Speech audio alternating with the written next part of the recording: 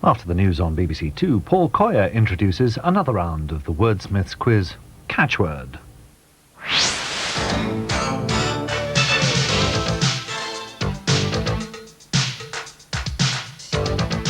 Hello, good afternoon. Welcome to Friday. How are you feeling today?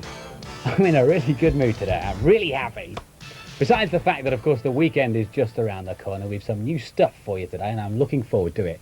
It's at 4:30 this afternoon, and it's a programme called Knock Knock, presented by Steve Coleman, and you are going to enjoy it.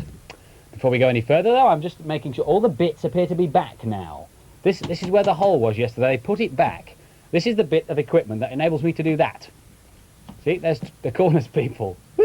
That's really clever, isn't it? Not that I hardly ever use it, but anyway, it is there if I want it. Now, it was the last in the present series of Survival Challenge last Friday, but they had a competition question, as always. So I've got our winner's name here. The question was, Eve Jackson was the guest, and she said, what was Gertie's cruising speed? Well, its cruising speed was 60 knots. What was it to the nearest kilometre per hour? And the answer is, 60 knots is 111 kilometres per hour, and the winner is Sally Peters, who lives in Sheffield. So Sally, Eve's sweatshirt and a Survival Challenge cap are winging their way to you as we speak. We start in a moment with corners, followed at 4:10 by Super Ted. Bernard Cribbins has the last Which Animal Are You at 4:15, and Steve Coleman at 4:30 with Knock Knock. I wanted to tell you who the guests were on Knock Knock today, but that, of course, is the object of the game. You have to guess who the guests are, so I can't tell you because we don't know yet. 5 to 5, there's Newsround Extra, which today is all about a training school for jockeys, and at 5:10, there's Grange Hill. We also go down to Studio 7 to join Philip and Sarah to find out about tomorrow's going live. So a busy Friday begins with corners.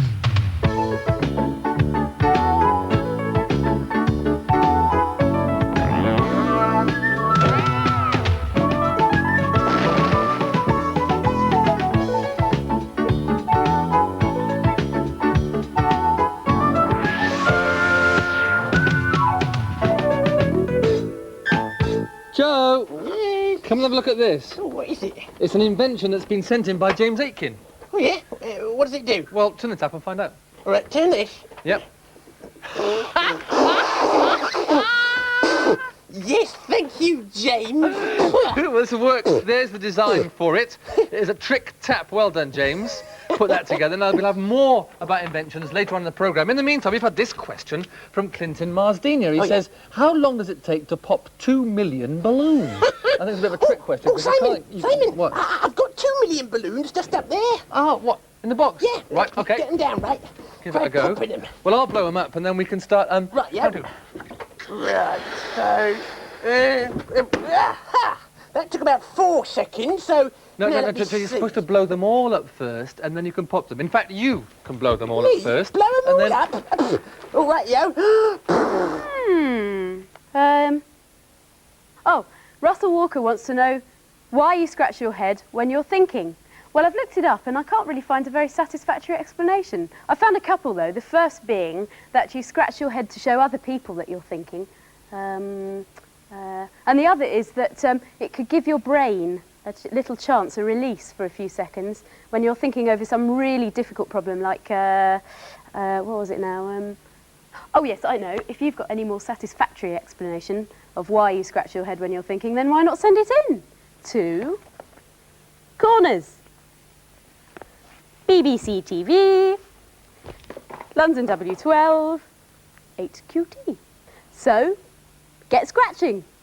Now, I think. I have washed, dried and pressed this letter from Lucy Crofts. She says, why are clothes clean even when they've been washed in dirty, soapy water? Good question. And the reason is because of the washing powder or the detergent that you put inside.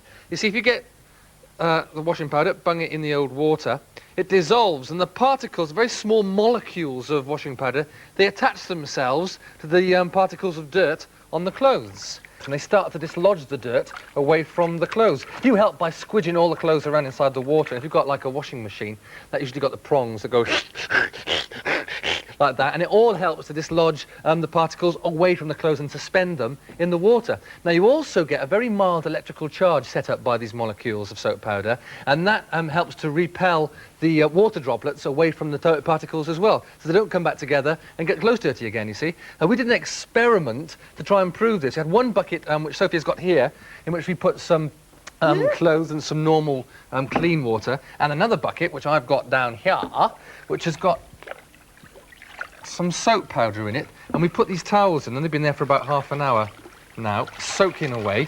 So we shall see what the difference is. Give them a squeeze. Oh, smells all squidgy.